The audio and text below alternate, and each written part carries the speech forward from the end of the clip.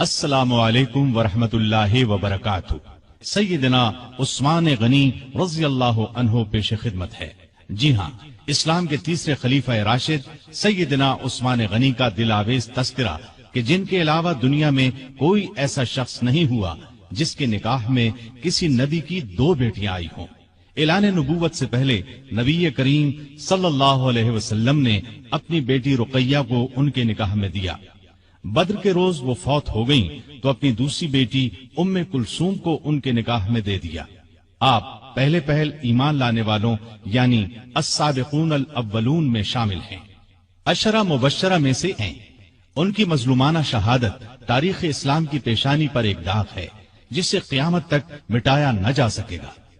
نبی کریم صلی اللہ علیہ وسلم نے ارشاد فرمایا، الہی میں عثمان سے راضی ہوں، تو بھی اس سے راضی ہو جا۔ عثمان کو آج کے بعد کوئی عمل نقصان نہیں دے گا۔ جماعت اصحاب روشن ستارے ہیں، آسمان پر موجود ستاروں کی روشنی کم و بیش ہے۔ یہی مثال صحابہ کرام رضی اللہ عنہم کی ہے، لیکن ہیں سبھی روشن۔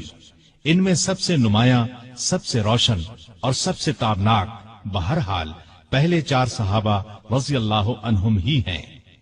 یہی پہلے 4 اصحاب خلفائے راشدین ہیں۔ عشرہ مبشرہ میں بھی سب سے پہلے انہی کا نام ہے۔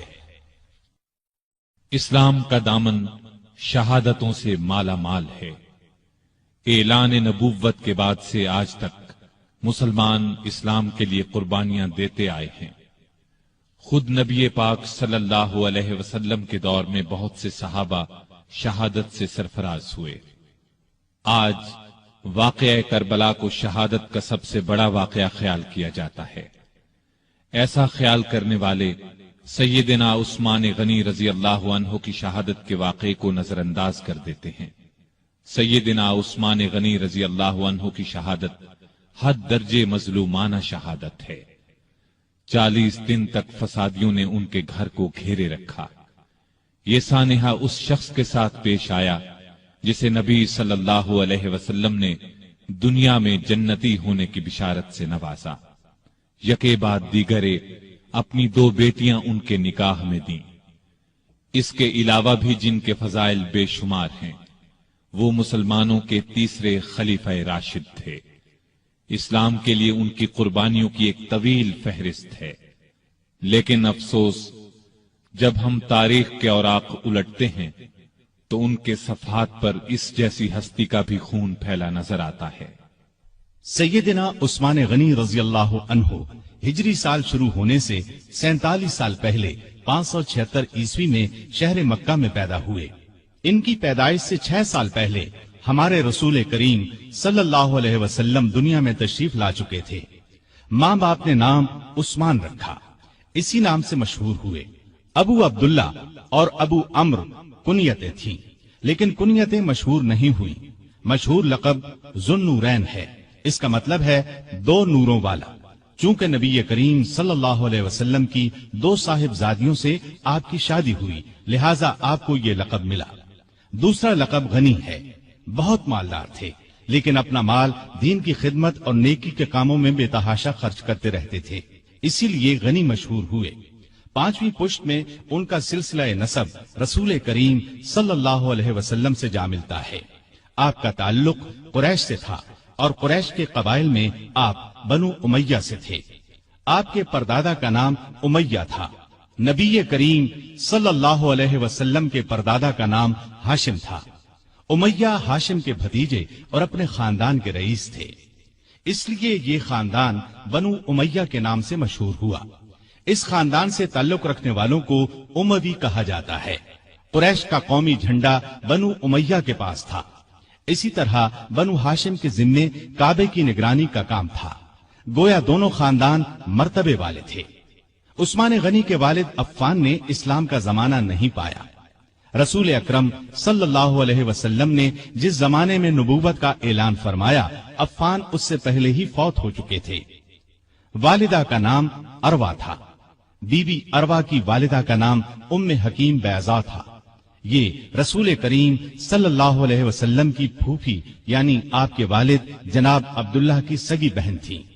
اس طرح بی بی اروا آپ کی پھوپھی زاد بہن تھیں اور عثمان آپ کے بھانجے تھے۔ آپ کے بچپن کے حالات تاریخ کی کتب میں بہت کم ملتے ہیں۔ اتنا ذکر ضرور ملتا ہے کہ گھر والوں نے عثمان رضی اللہ عنہ کو لکھنا پڑھنا سکھایا، اچھے آدمیوں کی طرح رہنے کی تربیت دی۔ بڑے ہوئے تو غلے کی تجارت شروع کر دی۔ بہت ایماندار تاجر تھے، کاروبار خوب چمکا، بہت دولت مند ہو گئے، لیکن انہوں نے اپنی دولت کو فضول کاموں میں خرچ نہ کیا، نیکی کے کاموں میں خرچ کرنے لگے۔ اس زمانے میں شراب پینے کا رواج تھا، بہت کم لوگ اس بری عادت سے بچے ہوئے تھے، لیکن عثمان نے کبھی شراب کو ہاتھ تک نہ لگایا۔ یہی وجہ تھی کہ قریش کے لوگ ان کی بہت عزت کرتے تھے۔ عثمان غنی رضی اللہ عنہ 34 سال کے تھے کہ رسول پاک صلی اللہ علیہ وسلم نے اپنے نبی ہونے کا اعلان فرمایا۔ ابو بکر رضی اللہ عنہ نے ان کے سامنے بھی اسلام کی خوبیاں بیان کی اور ان کے درمیان دوستی بھی تھی۔ چنانچہ اسلام کی خوبیاں سن کر ان پر فوری اثر ہوا۔ نبی صلی اللہ علیہ وسلم کی خدمت میں حاضر ہونے اور اسلام قبول کرنے پر آمادہ ہو گئے۔ ایسے میں آپ صلی اللہ علیہ وسلم خود وہاں تشریف لے آئے اور آتے ہی فرمایا، اے عثمان، اللہ کی جنت قبول کر، مجھے اللہ نے تیری اور تمام خلقت کی ہدایت کے لیے بھیجا ہے۔ یہ سنتے ہی سیدنا عثمان غنی نے فوراً کلمہ پڑھ لیا، اپنا ہاتھ رسول اللہ صلی اللہ علیہ وسلم کے ہاتھ میں دے دیا۔ یہ نبوت کا پہلا سال تھا۔ اس وقت تک صرف گنتی کے چند نیک لوگوں ہی نے اسلام قبول کیا تھا۔ ان نیک لوگوں میں عثمان غنی رضی اللہ عنہ کی خالہ سعودہ رضی اللہ عنہا بھی تھیں۔ عثمان اسلام لانے سے پہلے ایک دن ان کے ہاں گئے تو انہوں نے کہا، بھانجے، بے شک محمد صلی اللہ علیہ وسلم اللہ کے سچے رسول ہیں، ان پر قرآن نازل ہوا ہے اور وہ اللہ کی طرف بلاتے ہیں، ان کا دین قبول کرنے میں ہی بہتری ہے۔ خالہ کی باتوں کا بھی عثمان پر بہت اثر ہوا۔ اس کے بعد ابو بکر سے ان کی ملاقات ہوئی تو انہوں نے خالہ کی باتوں کا ذکر کیا۔ اس پر سیدنا ابو بکر صدیق رضی اللہ عنہ نے فوراً فرمایا، اللہ کی قسم، جو کچھ تمہاری خالہ نے کہا ہے وہ بالکل سچ ہے۔ پھر انہوں نے خود بھی اسلام کی خوبیوں کا ذکر کیا۔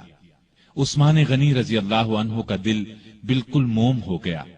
پھر جو ہی نبی صلی اللہ علیہ وسلم وہاں تشریف لائے، عثمان غنی رضی اللہ عنہ نے کلمہ پڑھ لیا۔ جناب ذوالنورین میں اس قدر خوبیاں تھیں کہ ان کے اسلام قبول کرنے کے کچھ ہی عرصے بعد رسول کریم صلی اللہ علیہ وسلم نے اپنی منجلی بیٹی رقیہ رضی اللہ عنہا کی شادی ان سے کر دی۔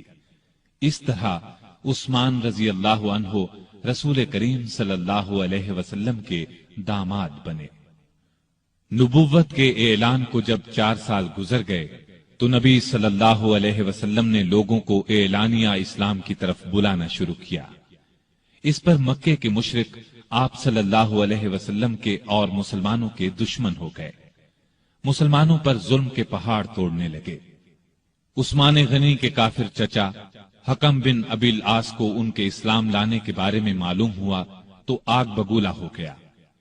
عثمان غنی کو رسیوں سے جکڑ کر مارنے پیٹنے لگا اور ان سے کہتا کہ یہ نیا مذہب چھوڑ دو۔ سیدنا عثمان غنی رضی اللہ عنہ یہ مار پیٹ صبر اور حوصلے سے برداشت کرتے رہے، جواب میں یہی فرماتے، جو چاہو کر لو، اسلام کو تو اب نہیں چھوڑوں گا۔ آخر حکم تھک گیا، انہیں ان کے حال پر چھوڑ دیا۔ دوسرے کافر بھی آپ کو ستاتے رہے۔ جب کافروں کا ظلم حد سے بڑھا تو نبوت کے 5ویں سال نبی صلی اللہ علیہ وسلم نے مسلمانوں سے فرمایا، تم لوگ یہاں سے نکل کر حبشہ چلے جاؤ، وہاں کا بادشاہ اچھا آدمی ہے، کسی پر ظلم نہیں ہونے دیتا، جب تک اللہ تعالی تمہاری اس مصیبت کو دور نہیں کر دیتا اس وقت تک تم لوگ وہیں ٹھہرو۔ چنانچہ صحابہ کرام رضوان اللہ تعالی علیہم اجمعین کے پہلے گروہ نے حبشہ کی جانب ہجرت کی۔ اس گروہ میں 12 مرد اور 4 عورتیں تھیں۔ سیدنا عثمان غنی رضی اللہ عنہ ان کے امیر تھے اور ان کے ہمراہ ان کی زوجہ محترمہ رسول اللہ صلی اللہ علیہ وسلم کی صاحبزادی رقیہ رضی اللہ عنہا بھی تھیں۔ حبشہ عرب کے جنوب مغرب کی طرف سمندر پار افریقہ کے بر اعظم میں واقع ہے۔ سمندر کا نام بحیرہ قلزم ہے۔ آج کل یہ ملک ایتھوپیا کہلاتا ہے۔ اس زمانے میں حبشہ کے بادشاہ کو نجاشی کہا جاتا تھا۔ اس وقت جو بادشاہ حبشہ پر حکومت کرتا تھا وہ مذہب کے اعتبار سے عیسائی تھا، لیکن بہت نیک دل تھا اور انصاف پسند تھا۔ دوسرے مذہب کے لوگوں پر خود ظلم کرتا، نہ کسی اور کو ان پر ظلم کرنے دیتا تھا۔ سیدنا عثمان غنی رضی اللہ عنہ کی ہجرت کے بارے میں نبی صلی اللہ علیہ وسلم نے یہ الفاظ ارشاد فرمائے: ابراہیم اور لوط علیہ السلام کے بعد عثمان غنی رضی اللہ عنہ پہلے شخص ہیں جنہوں نے اپنے گھر والوں کے ساتھ ہجرت کی۔ ہجرت کے معانی ہیں جدائی یا اپنا وطن اور گھر بار چھوڑ کر کسی دوسرے ملک یا شہر میں جا بسنا۔ اسلام میں ہجرت کا مطلب ہے اپنا وطن اور گھر بار چھوڑ کر کسی دوسرے ملک یا شہر میں اس لیے جانا کہ اپنے دین کو بچایا جا سکے اور کسی ڈر یا رکاوٹ کے بغیر اللہ کی بندگی کی جا سکے۔ دین کی خاطر اپنا پیارا وطن اور گھر بار چھوڑنا بہت بڑی قربانی ہے، اس کا بہت زیادہ ثواب ہے۔ ان مسلمانوں کو ابھی حبشہ گئے 3 ماہ ہی گزرے تھے کہ ان تک یہ خبر پہنچی کہ مکے کے سبھی کافر مسلمان ہو گئے ہیں۔ یہ خبر سن کر انہیں بہت خوشی ہوئی۔ سب مکے کی طرف واپس پلٹے۔ عثمان غنی اور ان کی زوجہ محترمہ رقیہ بھی ساتھ تھیں۔ مکے کے پاس پہنچنے پر انہیں معلوم ہوا کہ وہ خبر غلط تھی۔ اب انہوں نے واپس حبشہ جانا مناسب نہ سمجھا۔ مکے کے سرداروں میں سے کسی نہ کسی کی پناہ حاصل کر کے مکے میں داخل ہو گئے۔ مکے میں وہی حال تھا۔ مسلمانوں پر خوب ظلم و ستم کے پہاڑ توڑے جا رہے تھے۔ جب ان کی سختیاں حد سے بڑھ گئیں تو اگلے سال رسول کریم صلی اللہ علیہ وسلم نے پھر ہدایت فرمائی کہ مسلمان حبشہ کی طرف ہجرت کر جائیں۔ اس مرتبہ 102 مسلمان مرد اور عورتیں حبشہ کی طرف روانہ ہوئے۔ ان میں سیدنا عثمان غنی اور سیدہ رقیہ بھی تھے۔ یہ ان کی حبشہ کی طرف دوسری ہجرت تھی۔ حبشہ پہنچ کر یہ لوگ امن اور چین کی زندگی بسر کرنے لگے۔ قریش نے اپنے آدمی حبشہ بھیج کر کوشش کی کہ نجاشی ان لوگوں کو ان کے حوالے کر دے، لیکن اس نے ایسا کرنے سے انکار کر دیا۔ اس طرح یہ لوگ کئی سال وہاں رہے۔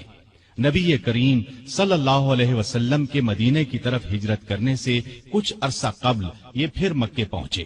نبوت کے 13ویں سال رسول پاک صلی اللہ علیہ وسلم نے مسلمانوں کو ہدایت کی کہ وہ ہجرت کر کے یثرب چلے جائیں۔ یثرب مکے کے شمال میں قریباً 421 کلومیٹر دور ایک بہت پرانا شہر تھا۔ وہاں کے رہنے والے بہت سے لوگ مسلمان ہو چکے تھے۔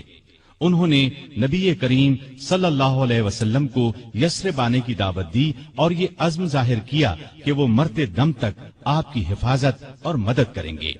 ان نیک لوگوں کو اسی لیے انصار یعنی مددگار کہا جاتا ہے۔ آپ نے ان کی دعوت قبول فرمائی، لیکن خود یثرب کی طرف روانہ ہونے سے پہلے آپ نے اپنے پیارے ساتھیوں کو مدینے کی طرف ہجرت کرنے کی دعوت دی۔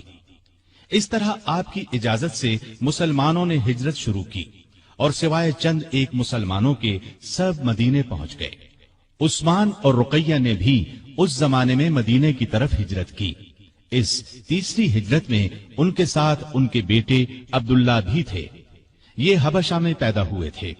یثرب پہنچ کر اوس بن ثابت انصاری کے مہمان بنے۔ پھر نبی کریم صلی اللہ علیہ وسلم جناب ابو بکر صدیق رضی اللہ عنہ کے ساتھ ہجرت کر کے وہاں پہنچے اور یثرب کو مدینۃ النبی کہا جانے لگا، یعنی نبی کا شہر۔ اس کے بعد صرف مدینہ نام رہ گیا۔ مدینے میں مسلمانوں کو پانی کی سخت تکلیف تھی۔ سارے شہر میں صاف اور میٹھے پانی کا صرف ایک کنواں تھا۔ اس کا نام بئر روما تھا۔ کنویں کا مالک ایک یہودی تھا۔ وہ پیسے لیے بغیر اس کنویں سے پانی نہیں لینے دیتا تھا۔ عثمان نے یہ کنواں مسلمانوں کے لیے خریدنا چاہا۔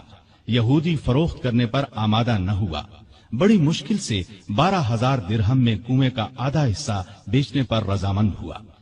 ये इस तरह तय हुआ कि एक दिन यहूदी की पानी लेने की बारी होगी, एक दिन सैयदना उस्मान की। जिस दिन सैयदना उस्मान की बारी होती थी, मुसलमान इतना पानी भरकर रख लेते थे कि 2 दिन के लिए काफी हो जाता था। जब उस यहूदी ने देखा कि अब उसे कुएं से कोई फायदा नहीं होता, तो उसने कुएं का बाकी निस्फ हिस्सा भी फरोख्त कर दिया। ये हिस्सा भी सैयदना उस्मान ने खरीद लिया और सारा कुआं मुसलमानों के लिए वक्फ कर दिया। अब कोई रोक टोक न रही, मुसलमान जिस वक्त चाहते पानी ले सकते थे। आपने ये कुआं मुसलमानों के लिए 20,000 दिरहम में खरीदा।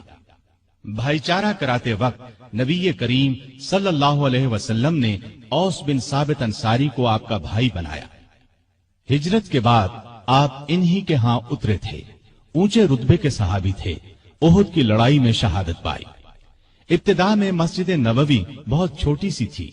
मुसलमानों की तादाद में इजाफा हुआ तो नबी करीम सल्लल्लाहु अलैहि वसल्लम ने इरादा फरमाया 7 वाली जमीन मस्जिद के लिए खरीद ली जाए। आपने ऐलान फरमाया कि कोई है जो इस जमीन को खरीद कर मस्जिद में शामिल कर दे और बदले में जन्नत ले ले। इस पर सैयदना उस्मान फौरन आगे बढ़े, 10,000 दिरहम में जमीन खरीद कर मस्जिद के लिए पेश कर दी। हिजरत के दूसरे साल रमजान में बद्र की लड़ाई पेश आई। उस वक्त नबी सल्लल्लाहु अलैहि वसल्लम की प्यारी बेटी और उस्मान की ज़ौजा मुहतरमा सैयदा रुक़ैया रज़ी अल्लाहु अन्हा सख्त बीमार थीं। आप सल्लल्लाहु अलैहि वसल्लम ने उनकी देखभाल के लिए उस्मान रज़ी अल्लाहु अन्हु को मदीने में छोड़ा और उनसे फरमाया, तुम्हें उस शख्स के बराबर सवाब मिलेगा जो लड़ाई में शरीक होगा। तुम यहां रहकर रुक़ैया की तीमारदारी करो। आप सल्लल्लाहु अलैहि वसल्लम ने अपने एक और करीबी सहाबी उसामा बिन ज़ैद रज़ी अल्लाहु अन्हु को भी मदीने में छोड़ा ताकि वो तीमारदारी के सिलसिले में उस्मान रज़ी अल्लाहु अन्हु की मदद करें। जिस रोज बद्र का मार्का हुआ और मुसलमानों को फतह नसीब हुई, उसी रोज मदीने में सैयदा रुक़ैया रज़ी अल्लाहु अन्हा का इंतकाल हुआ। सैयदना उस्मान गनी रज़ी अल्लाहु अन्हु को सैयदा रुक़ैया रज़ी अल्लाहु अन्हा की वफात से बहुत सदमा पहुंचा। नबी करीम सल्लल्लाहु अलैहि वसल्लम बद्र से वापस तशरीफ लाए। बेटी के इंतकाल की इत्तिला मिली। बहुत सदमा महसूस हुआ। आंखों से आंसू जारी हो गए। रुक़ैया रज़ी अल्लाहु अन्हा की कब्र पर तशरीफ ले गए। उस्मान गनी रज़ी अल्लाहु अन्हु को तसल्ली दी। माले गनीमत में से एक मुजाहिद के बराबर उन्हें हिस्सा दिया और फरमाया, तुम्हारा सवाब भी किसी दूसरे से कम नहीं है। सैयदा रुक़ैया रज़ी अल्लाहु अन्हा की वफात के बाद सैयदना उस्मान गनी रज़ी अल्लाहु अन्हु बहुत गमगीन रहने लगे। कहा करते थे, अफसोस, रसूलुल्लाह सल्लल्लाहु अलैहि वसल्लम से मेरा रिश्ता टूट गया। आप सल्लल्लाहु अलैहि वसल्लम ने उनकी ये हालत देखी तो अपनी दूसरी बेटी सैयदा उम्मे कुलसूम रज़ी अल्लाहु अन्हा का निकाह उनसे कर दिया। ये निकाह हिजरत के तीसरे साल रबीउल अव्वल के महीने में हुआ।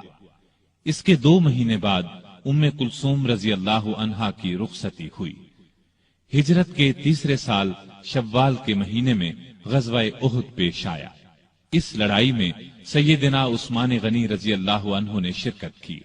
दूसरे मुसलमानों की तरह बहादुरी से लड़े।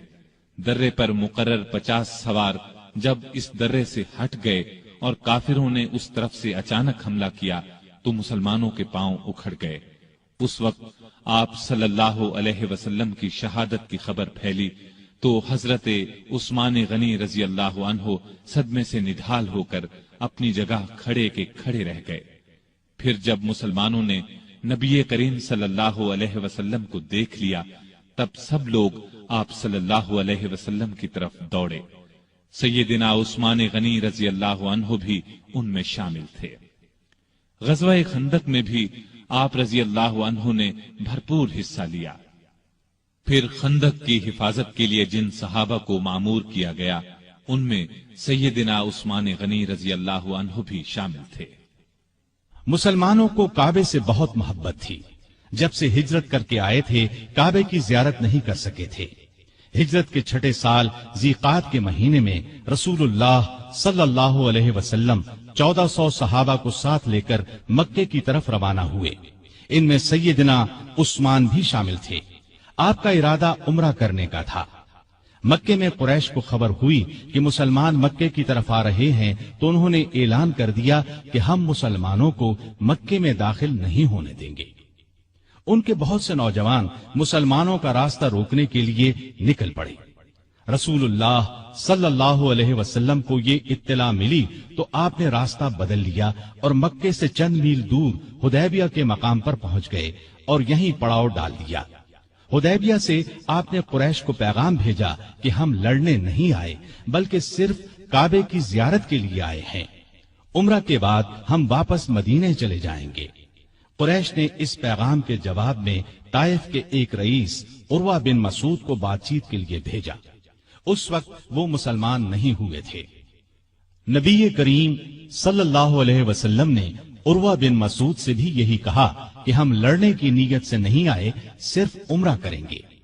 عروہ بن مسعود نے واپس جا کر قریش سے کہا، بھائیو، میں دنیا کے بڑے بڑے بادشاہوں قیصر و کسریٰ اور نجاشی کے درباروں میں گیا ہوں، لیکن میں نے کسی بادشاہ کی اتنی عزت ہوتے نہیں دیکھی جتنی محمد صلی اللہ علیہ وسلم کے ساتھی ان کی کرتے ہیں۔ اللہ کی قسم، جب آپ تھوکتے ہیں تو آپ کے ساتھی اپنے ہاتھ آگے کر دیتے ہیں۔ تھوک ان میں سے کسی کی ہتھیلی پر پڑتا ہے، وہ اس کو اپنے چہرے اور بدن پر مل لیتا ہے۔ جب وہ کوئی حکم دیتے ہیں تو سب اس کی تعمیل کے لیے دوڑ پڑتے ہیں۔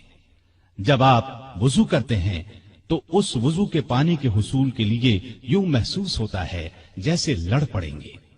آپ کے ہاں جب کوئی بات کرتے ہیں تو بالکل آہستہ اور پست آواز میں۔ آپ کی عظمت کے پیش نظر آپ کی طرف نظر اٹھا کر نہیں دیکھتے۔ میرے خیال میں تو بہتر یہی ہے کہ تم مسلمانوں سے صلح کر لو۔ قریش نے ان کی بات نہ مانی۔ نبی کریم صلی اللہ علیہ وسلم نے پھر ان کے پاس ایک قاصد کو بھیجا۔ قریش نے ان کے ساتھ بدسلوکی کی۔ اب آپ نے عثمان غنی کو بھیجا اور قریش کو پیغام دیا کہ ہم جنگ کے لیے نہیں آئے بلکہ کعبے کی زیارت کے لیے قربانی کے جانور ساتھ لے کر آئے ہیں۔ طواف اور قربانی کر کے ہم واپس چلے جائیں گے۔ سیدنا عثمان سے ان کے قریبی تعلقات تھے، اس پر انہوں نے کہا، آپ عمرہ کر لیں، ہم دوسرے مسلمانوں کو مکے میں داخل نہیں ہونے دیں گے۔ سیدنا عثمان نے جواب دیا، میں رسول اللہ صلی اللہ علیہ وسلم اور دوسرے مسلمانوں کے بغیر عمرہ نہیں کروں گا۔ اس پر کافروں نے انہیں مکے میں روک لیا۔ ادھر یہ خبر پھیل گئی کہ عثمان رضی اللہ عنہ کو شہید کر دیا گیا ہے۔ سیدنا عثمان رضی اللہ عنہ کے واپس نہ آنے کی وجہ سے مسلمانوں کو بھی اس خبر پر یقین ہو گیا۔ انہیں شدید صدمہ ہوا، غصہ بھی بہت آیا۔ وہ سب کافروں سے بدلہ لینے کے لیے بے چین ہو گئے۔ حالت اس وقت یہ تھی کہ مسلمان صرف 1400 تھے، لڑائی کا سامان پاس نہیں تھا، ان کے پاس صرف تلواریں تھیں۔ دوسری طرف دشمن پوری تیاری کے ساتھ ان پر حملہ کر سکتا تھا۔ وہ ہزاروں تھے اور اپنے گھر میں تھے، لیکن نبی کریم صلی اللہ علیہ وسلم کا بھروسہ تو اپنے رب پر تھا۔ آپ نے ببول کے ایک درخت کے نیچے اپنے تمام صحابہ سے بیعت لی کہ عثمان کا بدلہ لینے کے لیے لڑیں گے، مرتے دم تک پیچھے نہیں ہٹیں گے۔ سیدنا عثمان کی طرف سے آپ نے خود اپنے ایک ہاتھ پر دوسرا ہاتھ رکھ کر بیعت کی۔ مطلب یہ کہ آپ نے اپنے دوسرے ہاتھ کو سیدنا عثمان کا ہاتھ قرار دیا اور فرمایا، اور یہ عثمان کا ہاتھ ہے۔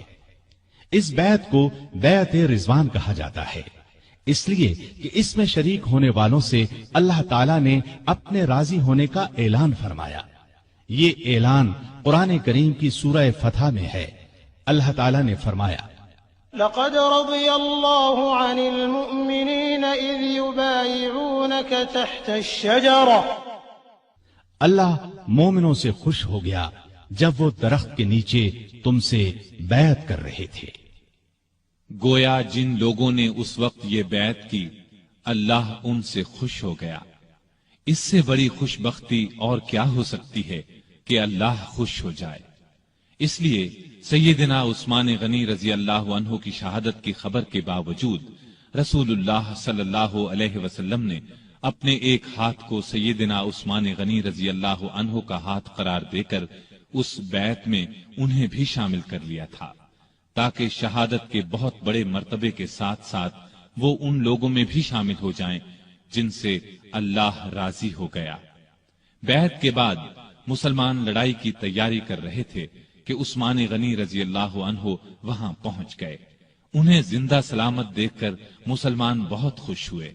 ادھر مسلمانوں کے جوش اور جذبے کی کیفیت دیکھ کر کافر مسلمانوں سے صلح پر آمادہ ہو گئے۔ انہوں نے چند شرائط پر مسلمانوں سے صلح کر لی۔ ایک معاہدہ لکھا گیا، اس میں یہ تمام شرائط درج کی گئیں۔ اس معاہدے کا نام صلح حدیبیہ مشہور ہوا اور یہ بیعت رضوان کے نام سے مشہور ہوئی۔ معاہدے کی ایک شرط یہ بھی تھی کہ اس سال مسلمان عمرہ کیے بغیر چلے جائیں۔ اگلے سال ذی قعدہ کے مہینے میں قریش 3 دن کے لیے مکے سے نکل جائیں گے، مسلمان ان دنوں میں عمرہ کر لیں۔ چنانچہ آپ صلی اللہ علیہ وسلم تمام صحابہ کے ساتھ واپس چلے گئے۔ بیعت رضوان کے بعد عثمان غنی رضی اللہ عنہ خیبر کی لڑائی میں شریک ہوئے۔ یہ لڑائی ہجرت کے 7ویں سال محرم کے مہینے میں پیش آئی۔ فتح کے بعد رسول اللہ صلی اللہ علیہ وسلم نے سیدنا عثمان غنی رضی اللہ عنہ کو خیبر میں زمین کا ایک حصہ عنایت فرمایا۔ ہجرت کے 8ویں سال نبی کریم صلی اللہ علیہ وسلم 10,000 صحابہ کے ساتھ مکے کی طرف روانہ ہوئے۔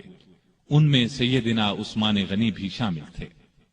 مکے کی فتح کے بعد حنین کی لڑائی میں بھی عثمان غنی رضی اللہ عنہ نے شرکت کی۔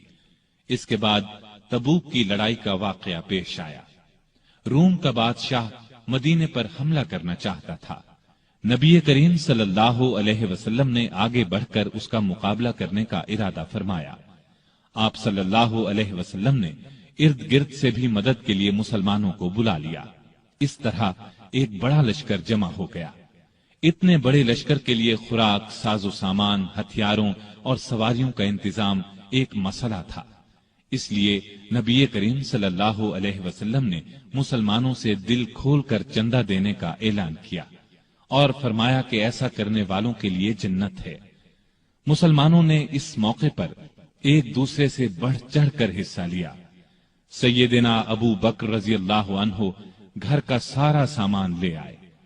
سیدنا عمر فاروق رضی اللہ عنہ گھر کا نصف سامان لے آئے۔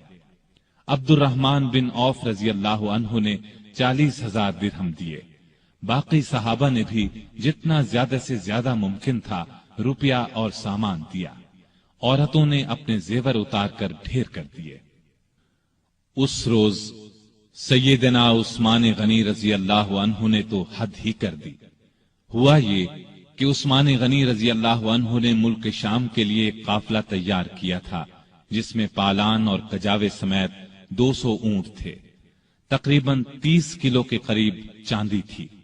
آپ نے یہ سب صدقہ کر دیا۔ اس کے بعد پھر 100 اونٹ پالان اور کجاوے سمیت صدقہ کیا۔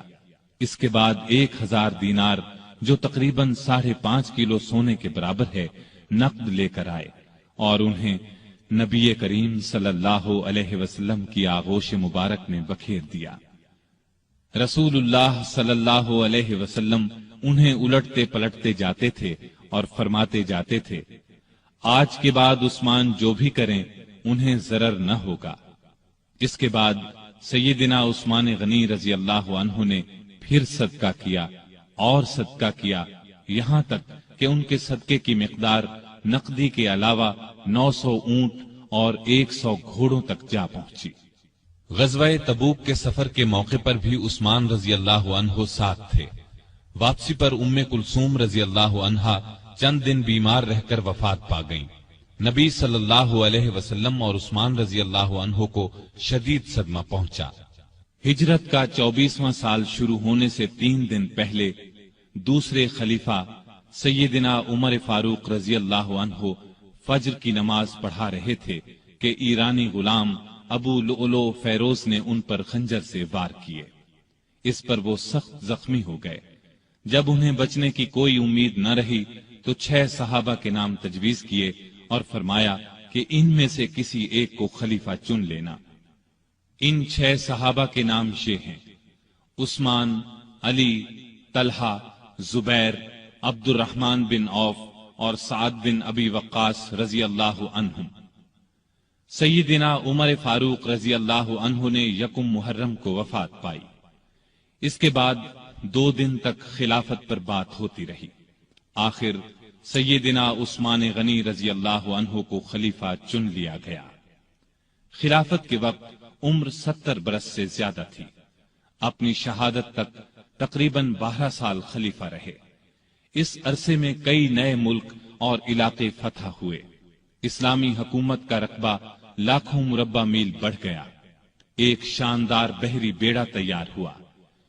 ان کے زمانے میں آذربائیجان سیدنا خالد بن ولید رضی اللہ عنہ کے ہاتھ پر دوبارہ فتح ہوا۔ اسی طرح آرمینیا فتح ہوا۔ 27 ہجری کو سیدنا عبداللہ بن سعد بن ابی سرح رضی اللہ عنہ نے افریقہ پر چڑھائی کی۔ اس طرح طرابلس، قبرص، تبرستان اور جرجان کے علاقے فتح ہوئے۔ 29 ہجری میں تو گویا فتوحات کا سیلاب ہی آ گیا۔ کچھ علاقوں نے عمر رضی اللہ عنہ کی شہادت کے بعد بغاوت شروع کر دی تھی، ان کو بھی دوبارہ فتح کیا گیا۔ چنانچہ فارس، مرو، بلخ اور ہرات تک سارے علاقے فتح کر لیے گئے۔ سیستان، تخار، ترکستان فتح ہوئے۔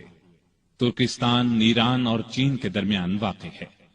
تالقان، فاریاب اور جزجان کو سخت لڑائیوں کے بعد فتح کیا گیا۔ بہت سے علاقے اسلام کے پرچم تلے آ گئے، یہاں تک کہ اسلامی حکومت کی سرحد چین کی سرحد سے جا ملی۔ ایک سالار عبد الرحمن بن سمرہ رضی اللہ عنہ بلوچستان تک آ پہنچے اور اس کے بڑے حصے پر قبضہ کر لیا۔ اس زمانے میں بلوچستان نام کا کوئی صوبہ نہیں تھا۔ اس علاقے کو سندھ کا حصہ سمجھا جاتا تھا۔ پھر پورے ایران کو فتح کر لیا گیا۔ کابل سمیت وہ تمام علاقے اسلامی حکومت میں شامل ہو گئے جو آج کل افغانستان، بلوچستان اور وسط ایشیا کا حصہ ہیں۔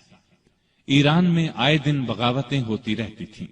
اس کی وجہ یہ تھی کہ ایران کا آخری آتش پرست حکمران یزدگرد ابھی زندہ تھا۔ سیدنا عمر فاروق رضی اللہ عنہ کے زمانے میں وہ بھاگ کر ترکستان چلا گیا تھا۔ سیدنا عثمان غنی رضی اللہ عنہ کے دور میں وہ خراسان اور پھر سیستان پہنچا۔ مسلمانوں کے خلاف بغاوت کی، لیکن اسلامی لشکر نے دونوں جگہ اس کی بغاوت کو کچل دیا۔ خود یزدگرد ایک پنچکی والے دیہاتی کے ہاتھوں مارا گیا۔ یہ واقعہ عثمان غنی رضی اللہ عنہ کی خلافت کے 8ویں سال پیش آیا۔ اس کے بعد ایران میں بغاوتوں کا سلسلہ رک گیا۔ اس کے بعد روم کے بادشاہ کانسٹینس نے شام اور مصر پر حملے کا ارادہ کیا۔ وہ 500 جنگی جہازوں کے بحری بیڑے کے ساتھ اسلامی ساحلوں کی طرف بڑھا، لیکن اسلامی لشکر نے اسے زبردست لڑائی کے بعد شکست فاش دی۔ رومی دم دبا کر بھاگے۔ بھاگنے والوں میں ان کا بادشاہ بھی تھا۔ اس جنگ کو مستولوں والی جنگ کہا جاتا ہے۔ اس طرح رومیوں کا غرور خاک میں مل گیا۔ رومی بحری بیڑے کا روب ہمیشہ کے لیے خاک میں مل گیا۔ سمندری لڑائی میں مسلمانوں کی یہ جیت سیدنا عثمان غنی رضی اللہ عنہ کی خلافت کے زمانے کا اتنا عظیم الشان کارنامہ ہے کہ ہم اس پر فخر کر سکتے ہیں۔ سیدنا عثمان غنی رضی اللہ عنہ کے زمانے کی فتوحات 2 قسم کی ہیں۔ سیدنا عمر رضی اللہ عنہ کے زمانے میں جو علاقے فتح ہوئے تھے ان میں سے کچھ باغی ہو گئے تھے۔ سیدنا عثمان غنی رضی اللہ عنہ کے دور خلافت میں ان علاقوں کو پھر سے فتح کیا گیا۔ اس طرح ان علاقوں پر دوبارہ اسلام کا جھنڈا لہرانے لگا۔ ان میں آذربائیجان، آرمینیا، ہمدان، رے، خراسان اور اسکندریہ وغیرہ کی بغاوتوں کا کچلا جانا شامل ہے۔ دوسری قسم کی فتوحات وہ ہیں جو مسلمانوں نے نئے علاقے فتح کیے۔ ان میں افریقہ یعنی طرابلس، مراکش، الجزائر، تیونس کے علاقے، نیز ان کے علاوہ قبرص، طبرستان، جرجان، افغانستان، ترکستان اور قفقاز وغیرہ فتح ہوئے۔ قفقاز کو کوہ قاف بھی کہا جاتا ہے۔ ایران کے بہت سے علاقے عمر رضی اللہ عنہ کے دور میں فتح ہو چکے تھے، کچھ باقی تھے، مثلا طوس، بیحق، نیشاپور، بلخ وغیرہ۔ یہ سب سیدنا عثمان غنی رضی اللہ عنہ کے زمانے میں فتح ہوئے۔ بحری بیڑے کی فتح کے بعد مسلمان بحیرہ روم پر چھا گئے، دنیا کی ایک زبردست بحری طاقت بن گئے۔ شام کے والی سیدنا امیر معاویہ نے سیدنا عثمان کی توجہ اس طرف دلائی کہ ہمیں ہر وقت رومیوں کی طرف سے بحری حملے کا خطرہ رہتا ہے، ان کے مقابلے کے لیے ہمارے پاس بھی بحری بیڑا ہونا چاہیے۔ اس پر انہوں نے بحری بیڑا تیار کرنے کا حکم دیا۔ سیدنا امیر معاویہ نے مصر کے والی عبداللہ بن سعد کے ساتھ مل کر ایک عظیم الشان بحری بیڑا تیار کیا، جس میں کئی سو جنگی جہاز تھے۔ جہاز بنانے کا پہلا کارخانہ مصر میں قائم ہوا۔ بحری بیڑے کے ساتھ بحری فوج بھی قائم کی گئی۔ اس بیڑے کا نصف حصہ شام اور نصف مصر کے ساحل پر رہتا تھا۔ جلد ہی مسلمانوں کی بحری طاقت اس قدر بڑھ گئی کہ انہوں نے قبرص کے جزیرے کو فتح کر لیا۔ پھر مستولوں والی لڑائی میں رومی بحری بیڑے کو شکست دی۔ یہ شکست اس قدر زبردست تھی کہ پھر مدت دراز تک رومیوں کو اسلامی ملکوں پر حملہ کرنے کی جرت نہ ہوئی۔ سیدنا عثمان نے اپنے زمانے میں رفاع عامہ یعنی عام لوگوں کی بھلائی کے بے شمار کام کیے۔ ان میں سے کچھ یہ ہیں: نجد کے راستے پر ایک شاندار سرائے بنوائی، اس کے ساتھ ایک چھوٹا سا بازار بسایا، میٹھے پانی کا ایک کنواں کھدوایا۔ خیبر کی طرف سے کبھی کبھار سیلاب آتا تھا، مدینے سے کچھ فاصلے پر ایک بند تعمیر کرا دیا تاکہ سیلاب کا رخ مدینے کی طرف نہ ہو۔ نہریں کھدوا کر بھی اس کا رخ موڑا گیا۔ اس بند کو بند محظور کہا جاتا ہے۔ کوفے میں مسلمانوں کے لیے ایک عظیم الشان مہمان خانہ بنوایا۔ پورے ملک میں اونٹوں اور گھوڑوں کی پرورش کا بہت اچھا انتظام کیا۔ ان کے لیے جگہ جگہ چراگاہیں بنوائی، ان کے قریب چشمے بنوائے۔ بعض چراگاہیں اتنی بڑی تھیں کہ ان میں کئی کئی ہزار اونٹ اور گھوڑے پرورش پاتے تھے۔ ان چراگاہوں کی نگرانی کرنے والوں کے لیے ان کے ساتھ مکان بنوائے۔ مدینے کی طرف آنے والے تمام راستوں کو اچھے طریقے سے بنوایا تاکہ مسافروں کو کوئی تکلیف نہ ہو۔ ان پر جگہ جگہ چوکیاں اور سرائیں بنوائیں، چشموں کے پانی کا انتظام کیا، سڑکیں بنوائیں، ندی نالوں اور دریاؤں پر پل بنوائے، مختلف شہروں میں مساجد تعمیر کروائیں۔ آپ کے زمانے میں مدینے میں ایک بڑا بیت المال تھا۔ اس کے علاوہ ہر صوبے میں ایک بیت المال ہوتا تھا۔ یہ گویا سرکاری خزانے تھے۔ ان سے حقداروں کو حق دیا جاتا، محتاجوں کی مدد کی جاتی۔ بے شمار نئے علاقے فتح ہونے کی وجہ سے ملک کی آمدنی بہت بڑھ گئی تھی۔ چنانچہ جن لوگوں کو بیت المال سے وظیفے ملتے تھے ان میں 100 درہم کا اضافہ کر دیا گیا۔ رمضان میں امہات المومنین یعنی امت کی ماؤں کو 2 درہم روزانہ، جبکہ دوسرے لوگوں کو 1 درہم بیت المال سے دیا جاتا تھا۔ اس کے علاوہ انہیں کھانا بھی دیا جاتا۔ مقدمات کا فیصلہ کرنے کے لیے جگہ جگہ قاضی مقرر تھے۔ قاضی عالم لوگوں کو مقرر کیا جاتا تھا، انہیں معقول تنخواہیں دی جاتی۔ قاضی حاکم کے ماتحت نہیں ہوتے تھے۔ اس طرح وہ ہر مقدمے کا فیصلہ قرآن اور حدیث کے مطابق کرتے تھے۔ ان پر کسی کا کوئی دباؤ نہیں ہوتا تھا۔ بڑے بڑے شہروں میں مفتی بھی تھے۔ قاضی حضرات کو کسی مسئلے میں کوئی مشکل پیش آتی تو وہ مفتیوں سے فتویٰ طلب کرتے، ان کے فتووں کے مطابق فیصلہ کرتے۔ حکومت کے کاموں میں سیدنا عثمان بڑے بڑے بزرگ صحابہ سے مشورے لیتے تھے۔ آپ ساری زندگی اپنے مال سے دین کی خدمت کرتے رہے۔ ایک خدمت یہ تھی کہ تمام مسلمانوں کو قرآن پاک کی ایک قرات پر جمع کر دیا، حرم شریف میں توسیع کروائی، ارد گرد کے مکانات خرید کر یہ کام کروایا۔ آپ نے خانہ کعبہ پر پہلی بار نہایت قیمتی غلاف چڑھایا۔ اس سے پہلے معمولی غلاف ہوتا تھا۔ مسجدوں میں خوشبوؤں کی دھونی آپ کے زمانے سے شروع ہوئی، صفوں کو سیدھا رکھنے کے لیے آدمی مقرر کیے۔ سیدنا عثمان غنی رضی اللہ عنہ اسلام کی تبلیغ اور اشاعت کا بہت خیال رکھتے تھے، دوسرے مذاہب کے لوگوں سے بہت اچھا سلوک کرتے تھے۔ مختصر یہ کہ آپ کے دور میں بہت شاندار کام ہوئے، اسلام نے بہت ترقی کی، لیکن افسوس آپ کی خلافت کے آخری چند سال بہت مشکلات میں گزرے۔ اس کی وجہ وہ فتنے تھے جو اندر ہی اندر پک رہے تھے، سلگ رہے تھے۔ فتنوں کی یہ آگ پھر بھڑک اٹھی۔ سیدنا عثمان غنی رضی اللہ عنہ کے خلاف فتنے برپا کرنے والے وہ لوگ تھے جو اپنے آپ کو مسلمان کہتے تھے، لیکن اصل میں وہ مسلمان نہیں تھے۔ انہوں نے مسلمانوں کا روپ دھار لیا تھا، اور یہ روپ انہوں نے دھارا ہی اس لیے تھا کہ مسلمانوں کی جڑوں کو کھوکھلا کریں، ان کے خلاف سازشیں کریں، فتنے جگائیں، انہیں آپس میں لڑا دیں تاکہ مسلمان کمزور سے کمزور ہوتے چلے جائیں۔ سیدنا عثمان غنی رضی اللہ عنہ کے خلاف سازشوں کا بازار جن لوگوں نے گرم کیا، ان کا سردار عبداللہ بن سبا تھا۔ یہ یہودی نسل کا ایک مکار آدمی تھا، اس نے پرہیزگاری کا لباس اوڑھ رکھا تھا، لوگ اس کی باتوں میں آتے چلے گئے، بے شمار لوگوں کو اس نے اپنا ہم خیال بنا لیا۔ اس نے سیدنا عثمان غنی رضی اللہ عنہ اور ان کے گورنروں کے خلاف لوگوں کو بھڑکانا شروع کر دیا۔ وہ ان کے ہر کام میں نقص نکالنے لگا، ان پر بے جا الزامات لگانے لگا۔ بہت سے کمزور ایمان والے لوگ اس کے گرد جمع ہو گئے، ان میں ایسے لوگ بھی تھے جو نئے نئے مسلمان ہوئے تھے، ان میں ابھی پختگی نہیں آئی تھی۔ کوفہ، بصرہ اور مصر میں اس نے سازشوں کا جال بچھا دیا۔ یہ جال اس قدر مہارت سے بچھایا گیا کہ بعض نیک دل لوگ بھی شک میں پڑ گئے کہ کہیں واقعی تو ایسا نہیں ہے۔ ایسے لوگوں میں بھی بے چینی پھیل گئی، پھر بے چینی کی یہ لہر مدینے کے لوگوں تک جا پہنچی۔ عبداللہ بن سبا اور اس کے حامیوں نے فتنے اور سازش کی یہ آگ الزامات کے ذریعے لگائی۔ اس نے الزام لگایا کہ عثمان غنی رضی اللہ عنہ نے اپنے رشتہ داروں کو خوش کرنے کے لیے انہیں بڑے بڑے عہدوں پر مقرر کر رکھا ہے۔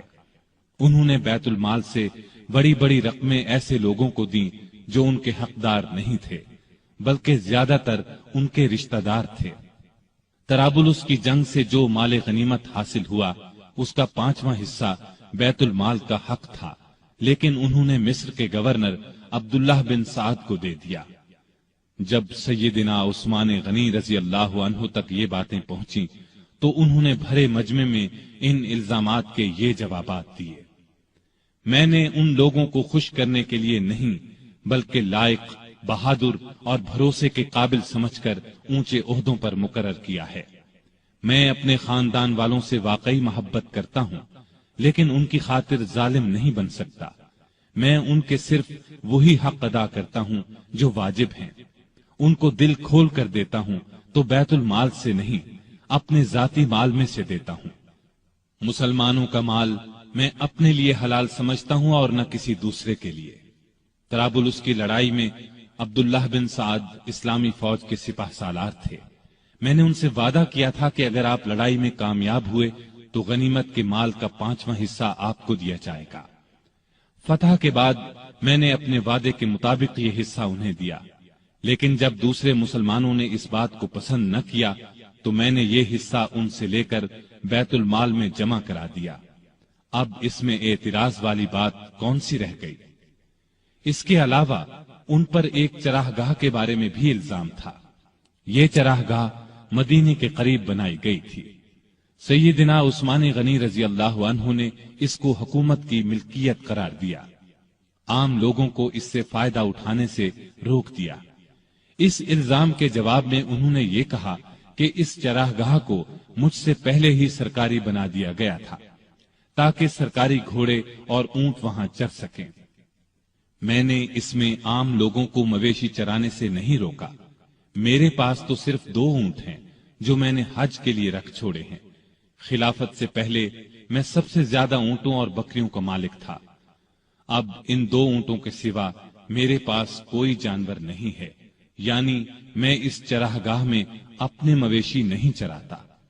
ان کے علاوہ سیدنا عثمان پر اور بھی ایسے الزامات لگائے گئے تھے جن کی سرے سے کوئی حقیقت ہی نہیں تھی۔ بعض باتوں کا بتنگڑ بنا دیا گیا تھا۔ ادھر فساد پھیلانے والے لوگ کسی بات کے جواب پر کوئی توجہ نہیں دیتے تھے۔ ان کی تو بس ایک ہی ضد تھی کہ سیدنا عثمان کو خلیفہ نہ رہنے دیا جائے۔ جب یہ لوگ دوسروں کو کھلم کھلا بغاوت پر ابھارنے لگے تو سیدنا عثمان نے صوبوں کے تمام گورنروں کو مدینے میں طلب کر کے ان سے مشورہ کیا کہ اس شورش کو کیسے رفع کیا جائے۔ بعض نے رائے دی کہ فساد پھیلانے والوں کو سخت سزائیں دی جائیں، لیکن سیدنا عثمان بہت نرم مزاج تھے، ایسا کرنا پسند نہ کیا۔ دوسری کسی رائے پر بھی اتفاق نہ ہو سکا۔ سارے گورنر اپنے اپنے علاقوں کی طرف واپس روانہ ہو گئے۔ ان کے جانے کے بعد سیدنا عثمان نے شورش دور کرنے کے لیے 3 کام کیے۔ ایک یہ کہ کوفے کا گورنر سعید بن عاص کی جگہ بزرگ صحابی ابو موسیٰ اشعری کو مقرر فرمایا، کیونکہ کوفے کے باغی سعید بن عاص کے دشمن بن چکے تھے اور انہوں نے یہ مطالبہ کیا تھا کہ ابو موسیٰ اشعری کو کوفے کا گورنر بنایا جائے۔ دوسرا یہ کہ چند صحابہ کو تمام صوبوں میں یہ تحقیق کرنے کے لیے بھیجا کہ لوگوں کی جائز شکایات کیا ہیں اور ان کو کیسے دور کیا جا سکتا ہے۔ تیسرا یہ کہ ملک بھر میں اعلان کرا دیا کہ جس کسی کو مجھ سے یا میرے کسی حاکم سے کوئی شکایت ہو وہ حج کے موقع پر پیش کرے، میں یہ شکایت دور کر دوں گا اور ظالم سے مظلوم کا حق دلاؤں گا۔ جس وقت سیدنا عثمان حالات کو سدھارنے کی یہ کوششیں فرما رہے تھے، عین اس وقت دوسری طرف مصر، کوفہ اور بصرہ کے سازشی لوگوں نے آپس میں خطوط لکھ کر خفیہ طریقے سے طے کیا کہ اچانک مدینے پہنچ کر سیدنا عثمان سے تلوار کے زور پر اپنے مطالبات منوائے جائیں۔ آخر یہ لوگ جن کی تعداد ہزاروں میں تھی ایک ہی وقت مدینے پہنچے۔ شہر سے 2-3 میل دور پڑاؤ ڈالا۔ پہلے ان لوگوں نے مدینے کے سب سے بزرگ صحابہ علی، طلحہ، زبیر اور سعد بن ابی وقاص رضی اللہ عنہم کو اپنے ساتھ ملانے کی کوشش کی، لیکن چاروں نے ان کا ساتھ دینے سے انکار کر دیا۔ اس کے بعد سیدنا علی جناب عثمان کی طرف سے باغیوں کے پاس گئے اور ان کے ایک ایک الزام کا جواب دے کر انہیں واپس جانے کی ترغیب دی، ساتھ ہی انہیں یقین دلایا کہ سیدنا عثمان تمہارے جائز مطالبات ماننے کے لیے تیار ہیں۔ اس پر سارے باغی واپس جانے پر رضامند ہو گئے اور اپنے اپنے علاقے کی طرف روانہ ہو گئے۔ اس واقعے کو چند ہی روز گزرے تھے کہ ایک دن مدینے کی گلیاں گھوڑوں کی ٹاپوں اور انتقام کی آوازوں سے گونج اٹھی۔ لوگ گھبرا کر باہر نکلے۔ انہوں نے دیکھا کہ مصری باغیوں کی جماعت پھر واپس آ گئی ہے۔ سیدنا علی آگے بڑھے اور ان سے واپس آنے کا سبب پوچھا تو انہوں نے جواب دیا کہ ہم واپس جا رہے تھے، راستے میں ایک شخص کو دیکھا جو مدینے کی طرف سے آ رہا تھا اور بڑی تیزی سے مصر کی طرف جا رہا تھا۔ ہمیں اس کی چال ڈھال سے شبہ گزرا، روک کر اس کی تلاشی لی تو اس کے پاس سے ایک خط ملا۔ وہ خط مصر کے گورنر کے نام تھا۔ خط امیر المومنین عثمان کی طرف سے تھا۔ اس میں انہوں نے لکھا تھا کہ جو لوگ مدینے سے مصر واپس آ رہے ہیں ان سب کو قتل کر دیا جائے۔ خط پر سیدنا عثمان کی مہر بھی لگی تھی۔ اس خط کو دیکھ کر ہم نے سمجھ لیا کہ ہمارے ساتھ دھوکہ کیا جا رہا ہے۔ اب ہم اس دھوکے کا انتقام لینے کے لیے واپس آئے ہیں۔ جب یہ معاملہ سیدنا عثمان غنی رضی اللہ عنہ کے سامنے رکھا گیا تو وہ بہت حیران ہوئے اور قسم کھا کر کہا، نہ میں نے یہ خط لکھا نہ کسی سے لکھوایا۔ اس پر لوگوں نے خیال ظاہر کیا کہ یہ خط سیدنا عثمان کے مشیر مروان بن حکم نے ان کی اجازت کے بغیر لکھا ہے۔ ادھر باغی تو فساد پر تلے ہوئے تھے۔ انہوں نے کہا، خط چاہے کسی نے لکھا ہو، اس کے ذمہ دار خلیفہ ہی ہیں، اس لیے وہ خلافت سے الگ ہو جائیں۔ اسی دوران میں کوفہ اور بصرہ کے لوگ بھی واپس آ گئے۔ ان سے پوچھا گیا کہ تم لوگوں کے راستے تو الگ الگ ہیں، پھر تم کس طرح راستے سے پلٹ آئے ہو؟ انہوں نے کوئی جواب نہ دیا اور مصریوں میں شامل ہو گئے۔ سیدنا عثمان غنی رضی اللہ عنہ نے باغیوں کو جواب دیا، جب تک مجھ میں جان ہے خلافت سے الگ نہیں ہوں گا۔ میں تمہاری ہر جائز شکایت کو دور کرنے کے لیے تیار ہوں، لیکن تمہارے کہنے سے خلافت کی قمیص کو نہیں اتاروں گا، اس لیے کہ یہ قمیص مجھے اللہ نے پہنائی ہے، اور مجھے رسول اللہ صلی اللہ علیہ وسلم نے فرمایا تھا کہ اللہ تعالیٰ تجھے قمیص پہنائے گا، پھر اسے اتارنے کے لیے لوگ آئیں گے تو اسے نہ اتارنا۔ میں نہ تو تلوار کے زور پر خلیفہ بنا تھا اور نہ کوئی تلوار کے زور پر مجھے خلافت سے الگ کر سکتا ہے۔ میں رسول صلی اللہ علیہ وسلم کی وصیت کے مطابق آخری دم تک صبر کروں گا۔ ان کا یہ جواب سن کر سارے باغی آگے بڑھے اور امیر المؤمنین سیدنا عثمان غنی کے گھر کو گھیرے میں لے لیا۔ باغیوں نے ان کے گھر کو کئی دن تک گھیرے میں رکھا۔ ان دنوں میں ان ظالموں نے بہت گھٹیا حرکات کی، ان کے گھر میں پانی اور خوراک تک جانے سے روک دیا۔ ایک روز ام المؤمنین سیدہ ام حبیبہ رضی اللہ عنہا نے کھانے پینے کی کچھ چیزیں لے کر سیدنا عثمان غنی تک جانے کی کوشش کی، لیکن ظالم باغیوں نے ان کی بے ادبی کی اور آگے نہ جانے دیا۔ ایک روز سیدنا علی رضی اللہ عنہ نے اپنے چند آدمیوں کے ذریعے پانی کی 3 مشکیں بھجوائیں۔ ان آدمیوں کو باغیوں نے روکا، لیکن وہ لڑ بھیڑ کر اور کئی زخم کھا کر پانی کی مشکیں اندر لے جانے میں کامیاب ہو گئے۔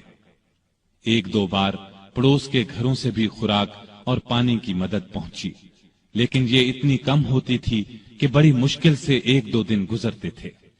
مدینے میں جتنے بھی بزرگ اور جلیل القدر صحابہ موجود تھے، ان سب نے باغیوں کو بہت سمجھایا، لیکن باغیوں نے ان کا بھی لحاظ نہ کیا، کوئی بات نہ مانی۔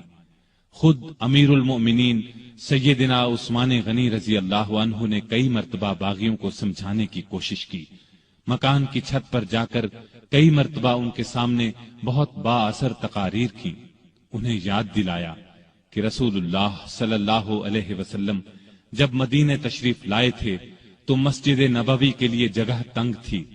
آپ نے اعلان فرمایا تھا کہ جو شخص مسجد کے لیے زمین خریدے گا اسے جنت میں جگہ ملے گی۔ میں نے ہی یہ جگہ خرید کر مسجد میں شامل کی تھی، لیکن آج تم مجھے اس مسجد میں نماز پڑھنے سے روکتے ہو۔ ہجرت کے بعد سارے مدینے میں بس ایک ہی کنواں تھا۔ رسول اللہ صلی اللہ علیہ وسلم نے اعلان فرمایا تھا کہ جو شخص اس کنویں کو خرید کر مسلمانوں کے لیے پانی عام کرے گا اس کے لیے جنت ہے۔ کیا تمہیں علم نہیں ہے کہ میں نے ہی یہ کنواں خرید کر مسلمانوں کے حوالے کیا تھا، لیکن آج تم نے مجھ پر اس کا پانی بند کر دیا ہے۔ رسول اللہ صلی اللہ علیہ وسلم کے ساتھ میرا کیا تعلق تھا، کیا تم یہ بھی نہیں جانتے؟ ان کی یہ تمام باتیں بھی پتھر دل باغیوں کو ہلا نہ سکی۔ ان ظالموں نے امیر المؤمنین کے مکان کو آنے والے تمام راستوں پر پہرے بٹھا دیے تاکہ مدینے کے لوگ ان کی مدد کو نہ پہنچ سکیں۔ پھر بھی 700 بہادر مسلمان ہتھیار لگا کر کسی نہ کسی طرح سیدنا عثمان غنی رضی اللہ عنہ کے پاس پہنچ گئے اور امیر المؤمنین سے کہا، اگر آپ اجازت دیں تو ہم ان باغیوں سے لڑیں۔ اس پر عثمان غنی رضی اللہ عنہ نے فرمایا، میں تم لوگوں کو اللہ کا واسطہ دیتا ہوں کہ کوئی شخص میرے لیے اپنا خون نہ بہائے۔ اس پر چند نوجوانوں کے سوا نہ چاہتے ہوئے بھی باقی لوگ واپس چلے گئے۔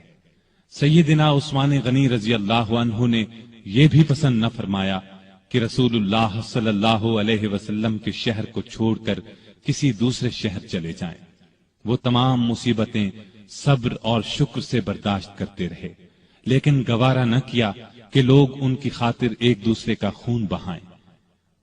ادھر مدینے میں یہ ہو رہا تھا، ادھر مکے میں حج ہو رہا تھا۔ اکثر لوگ حج کے لیے گئے ہوئے تھے۔ باغی بھی یہ سوچ رہے تھے کہ حج کے بعد لوگ مدینے کا رخ کریں گے اور موقع ہاتھ سے نکل جائے گا، چنانچہ وہ سیدنا عثمان کے قتل کا مشورہ کرنے لگے۔ سیدنا عثمان کو ان کے ارادے کی خبر ہوئی تو انہوں نے مکان کی چھت پر کھڑے ہو کر باغیوں کے سامنے یہ تقریر کی، لوگو، آخر تم مجھے کس جرم میں قتل کرنا چاہتے ہو؟ اسلام 3 صورتوں کے علاوہ کسی مسلمان کے قتل کرنے کی اجازت نہیں دیتا، یا تو وہ اسلام لانے کے بعد اس سے پھر جائے، یا شادی کے بعد بدکاری کرے، یا کسی کو جان بوجھ کر قتل کرے۔ اللہ کی قسم میں نے ان تینوں میں سے کوئی گناہ نہیں کیا، پھر تم میرے خون کے پیاسے کیوں ہو؟ باغیوں پر اس تقریر کا بھی کوئی اثر نہ ہوا۔ انہوں نے 18 ذوالحج 35 ہجری کو امیر المومنین کے مکان پر حملہ کر دیا۔ گھر کے بڑے دروازے پر حسن بن علی، عبداللہ بن زبیر، محمد بن طلحہ رضی اللہ عنہم اور کچھ دوسرے نوجوان پہرا دے رہے تھے۔ انہوں نے باغیوں کا زبردست مقابلہ کیا اور زخم کھا کر بھی انہیں اندر داخل نہ ہونے دیا۔ اب 4 باغی ساتھ کے ایک مکان کے ذریعے دیوار پھاند کر اندر داخل ہو گئے۔ اس وقت سیدنا عثمان روزے سے تھے اور قرآن پاک کی تلاوت کر رہے تھے۔ ظالموں نے لوہے کی ایک سلاخ، نیزے اور تلوار سے ان پر وار کیے۔ ان کی زوجہ محترمہ سیدہ نائلہ انہیں بچانے کے لیے آگے بڑھیں تو تلوار کے وار سے ظالموں نے ان کی انگلیاں کاٹ دیں۔ اس طرح ظالموں نے 82 سالہ نہت امیر المومنین سیدنا عثمان رضی اللہ عنہ کو شہید کر دیا۔ انا للہ و انا الیہ راجعون۔ انہیں شہید کر دیا جنہوں نے اپنے آپ کو بچانے کے لیے ان کا خون بہانا پسند نہیں فرمایا تھا، ورنہ وہ فوج بلا کر ان سب کو قتل کروا سکتے تھے۔ ان کا خون قرآن کے ان الفاظ پر گرا، فَسَيَكْفِيكَهُمُ اللَّهُ۔ وہ جمعے کے دن کا تیسرا پہر تھا۔ ان کی شہادت کی خبر سن کر لوگ سناٹے میں آ گئے۔ ان کے گمان میں بھی نہیں تھا کہ بات یہاں تک پہنچ جائے گی۔ جنازہ رات کے وقت لے جایا گیا، ڈر تھا کہ باغی ناش کی بے حرمتی نہ کریں۔ اس مظلوم شہید کو بقیع الغرقد المعروف جنت البقیع میں دفن کیا گیا۔ آپ بہت خوبصورت تھے، ہمیشہ صاف ستھرا لباس پہنتے تھے، لیکن ایسا لباس نہیں پہنتے تھے جس سے غرور پیدا ہو۔ گھر کے افراد کو بھی ایسا لباس نہیں پہننے دیتے تھے۔ غذا عام طور پر سادہ اور نرم کھاتے تھے۔ اپنی روزی کپڑے اور غلے وغیرہ کی تجارت سے کماتے تھے۔ بہت دیانتدار اور کامیاب تاجر تھے۔ اپنی دولت اللہ کے راستے میں لٹاتے رہتے تھے۔ بہت زیادہ صفائی پسند تھے۔ جس دن سے مسلمان ہوئے تھے ہر روز غسل فرماتے تھے۔ خوشبو بہت پسند تھی۔ فرض نمازوں اور روزوں کی سختی سے پابندی کے علاوہ نفلی عبادت بھی بہت کرتے تھے۔ اکثر تیسرے دن روزہ رکھتے، رات کو صرف اتنا کھاتے کہ انسان زندہ رہ سکے۔ بعض اوقات تو ساری رات عبادت میں گزار دیتے۔ قرآن مجید کی تلاوت کا بہت زیادہ شوق تھا۔ تلاوت کے بغیر کوئی دن نہ گزرتا تھا۔ ہر سال حج کے لیے جاتے، آخری سال باغیوں کے محاصرے کی وجہ سے نہ جا سکے۔ لکھنا پڑھنا جانتے تھے، وحی کی کتابت بھی کرتے تھے۔ وحی نازل ہوتی تو اکثر نبی کریم صلی اللہ علیہ وسلم انہیں لکھنے کے لیے بلاتے۔ قرآن کے بہت بڑے عالم اور حافظ تھے۔ رسول اللہ صلی اللہ علیہ وسلم کی 146 احادیث آپ کے ذریعے سے امت تک پہنچی۔ شریعت کے مسائل سے بخوبی واقف تھے۔ لوگ ان سے مسئلے پوچھتے تھے۔ نبی کریم صلی اللہ علیہ وسلم کی دوسری بیٹی سیدہ ام کلثوم کی وفات کے بعد آپ نے کچھ اور نکاح بھی کیے۔ 9 یا 7 بیٹیاں اور 8 بیٹے ہوئے۔ 2 بیٹے بچپن ہی میں فوت ہو گئے۔ ان کے ایک بیٹے ابان نے شہرت پائی، بنو امیہ کی حکومت میں اونچے عہدوں پر کام کیا۔ حیا سیدنا عثمان میں بہت زیادہ تھی، حتیٰ کہ فرشتے بھی ان سے حیا کرتے تھے۔ اللہ کا خوف بہت تھا۔ موت، قبر اور قیامت کا ہر وقت خیال رہتا۔ آپ کی سخاوت انتہا کو پہنچی ہوئی تھی۔ کوئی دن ایسا نہیں گزرتا تھا جس میں وہ خیرات نہ کرتے ہوں۔ وہ اللہ تعالی کے اس ارشاد کی مکمل تصویر تھے۔ جو لوگ ضرورت مندوں کے لیے دل کو تنگ کیے بغیر اپنا مال خرچ کرتے ہیں وہی کامیاب ہیں۔ سیدنا عثمان غنی رضی اللہ عنہ نے بئر روما خرید کر مسلمانوں کے لیے عام کر دیا۔ مسجد نبوی کی توسیع کے لیے زمین خریدی۔ سیدنا علی رضی اللہ عنہ کی سیدہ فاطمہ رضی اللہ عنہا سے شادی کا موقع آیا تو انہوں نے اپنی زرہ سیدنا عثمان رضی اللہ عنہ کے ہاتھ 480 درہم میں بیچ دی۔ عثمان رضی اللہ عنہ نے اس رقم کے ساتھ وہ زرہ بھی انہیں واپس تحفے میں دے دی۔ تبوک کے موقع پر تو ان کی دریا دلی کی انتہا نہ رہی۔ قحط کے موقع پر غلے سے لدے ہوئے اونٹ لوگوں میں تقسیم کر دیے۔ ہر جمعے کو ایک غلام آزاد کرتے تھے۔ کسی جمعے نہ کر پاتے تو آئندہ جمعے 2 غلام آزاد کرتے۔ اپنی خلافت کے زمانے میں بیت المال سے اپنی ذات کے لیے 1 درہم بھی نہ لیا، اگرچہ وہ کم از کم 5000 درہم ہر سال لینے کے حقدار تھے۔ 12 سالہ خلافت میں 60,000 درہم گویا انہوں نے مسلمانوں کے لیے چھوڑ دیے۔ آپ رضی اللہ عنہ میں سادگی انتہا کو پہنچی ہوئی تھی۔ اپنے کام اپنے ہاتھوں سے کرتے تھے۔ ایک مرتبہ ایک غلام نے سیدنا عثمان غنی رضی اللہ عنہ کو دعوت دی۔ اس کی دعوت خوشی سے قبول کر لی۔ نہایت صابر تھے، تمام مصیبتیں نہایت صبر سے برداشت کی، اپنے حامیوں کو مخالفین پر تلوار نہ اٹھانے دی۔ نبی اکرم صلی اللہ علیہ وسلم سے آپ کو بے انتہا محبت تھی۔ ایک مرتبہ نبی کریم صلی اللہ علیہ وسلم کے گھر میں 4 دن کا فاقہ تھا۔ سیدنا عثمان غنی رضی اللہ عنہ کو پتہ چلا تو فوراً بہت سا آٹا، کھجوریں، 1 بکرا اور 300 درہم لے کر حضور صلی اللہ علیہ وسلم کے گھر پہنچے۔ اس وقت آپ صلی اللہ علیہ وسلم گھر میں نہیں تھے۔ انہوں نے یہ چیزیں بی بی عائشہ رضی اللہ عنہا کے حوالے کی۔ تھوڑی دیر بعد کچھ روٹیاں اور بھنا ہوا گوشت بھی دے آئے۔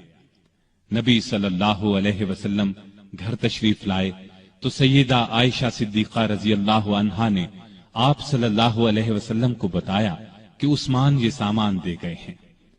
آپ صلی اللہ علیہ وسلم یہ سن کر گھر نہیں ٹھہرے، فوراً مسجد میں تشریف لے گئے اور ہاتھ اٹھا کر دعا مانگی، اے اللہ، میں عثمان سے راضی ہو گیا ہوں، تو بھی عثمان سے راضی ہو جا۔ یہ الفاظ نبی کریم صلی اللہ علیہ وسلم نے 3 بار دہرائے۔ جس ہاتھ سے سیدنا عثمان غنی رضی اللہ عنہ نے نبی کریم صلی اللہ علیہ وسلم سے بیعت کی تھی، اس ہاتھ سے ساری زندگی گندی چیز کو نہیں چھوا۔ باغیوں کی شورش بڑھی تو امیر معاویہ رضی اللہ عنہ نے پیشکش کی کہ آپ میرے پاس شام آ جائیں، یہاں آپ ہر طرح سے محفوظ رہیں گے۔ اس پر فرمایا، چاہے میری گردن کٹ جائے، میں رسول اللہ صلی اللہ علیہ وسلم کے شہر کو نہیں چھوڑ سکتا۔ نبی کریم صلی اللہ علیہ وسلم کو بھی آپ سے اتنی ہی محبت تھی، اس لیے اپنی 2 بیٹیاں آپ کے نکاح میں دیں۔ سیدنا عثمان غنی رضی اللہ عنہ ان 10 صحابہ میں سے ایک ہیں جنہیں جنت کی خوشخبری نبی کریم صلی اللہ علیہ وسلم نے اس دنیا ہی میں دے دی تھی۔ رسول اللہ صلی اللہ علیہ وسلم کا یہ بھی فرمان ہے، عثمان رضی اللہ عنہ جنت میں میرے ساتھی ہیں۔ سیدنا عثمان غنی رضی اللہ عنہ کے چند قول یہ ہیں، اس نے اللہ کا حق نہیں جانا جس نے لوگوں کا حق نہیں جانا۔ حقیر سے حقیر پیشہ اختیار کرنا ہاتھ پھیلانے سے بہتر ہے۔ غریب کا 1 روپیہ خیرات کرنا دولت مند کے 1 لاکھ روپے خیرات کرنے سے بہتر ہے۔ اپنے رب کے سوا کسی سے امید نہ رکھو۔ گناہ کسی نہ کسی صورت دل کو بے قرار رکھتا ہے۔ سب سے برا آدمی وہ ہے جو لوگوں کی برائیاں بیان کرتا پھرے۔ اللہ تعالی سیدنا عثمان غنی رضی اللہ عنہ پر رحمتیں نازل فرمائے، آمین۔